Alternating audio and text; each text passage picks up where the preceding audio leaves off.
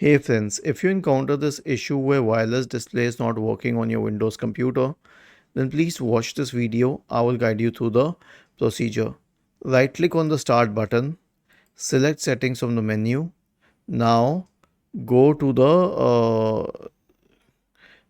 the system tab on the list on the left hand side. Scroll down and select optional features. Click on view features, and then you can type wireless.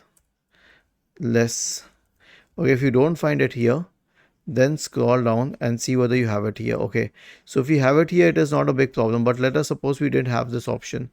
So we have to click on view features and then select wireless, and then check the box here and then select next, and then click on add to add the wireless display. It will need a while, and after that you will be able to access wireless display on your computer. Was this helpful?